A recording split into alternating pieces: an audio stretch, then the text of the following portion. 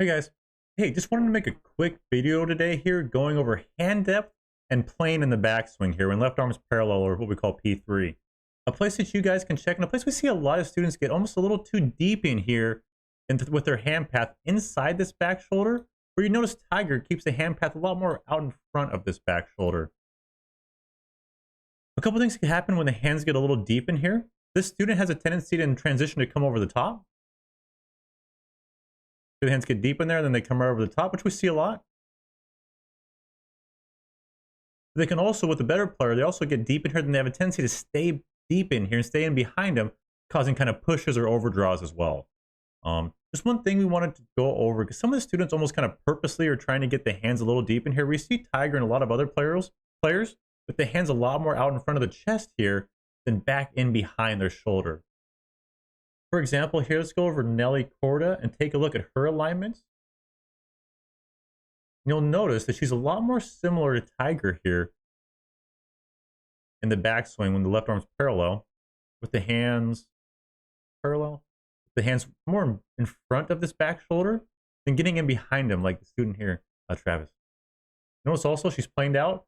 Slight fade bias, just kind of like Tiger, just outside the ball. Anything outside the ball is going to be slightly fade. Anything more on the ball, like Travis, is going to be slightly, anything in, that's actually going to be slightly draw bias. So Nelly and Tiger hitting a little fade here. Again, Tiger hitting that fade against the side hope, the side slope at 15 at Augusta of a back right pin there. And here's Nelly. But again, you see the hands in front of the shoulder rather than behind the shoulder. Maybe one more example of a really sweet swinger that everybody likes, his lines in his plane, Adam Scott. You'll notice the same alignments.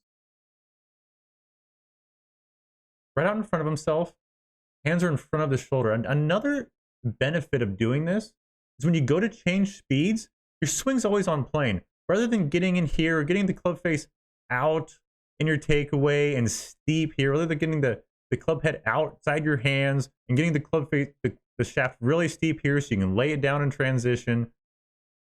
Getting the club shaft really steep here so you can lay it down in transition. Just take it back on plane and keep the hands in front of the shoulder. Just make it super simple on yourself. So you guys can change speeds, you can hit different shots with the same club, and you can be a lot more well-rounded player just by getting the hands, keeping the hands out in front of the chest.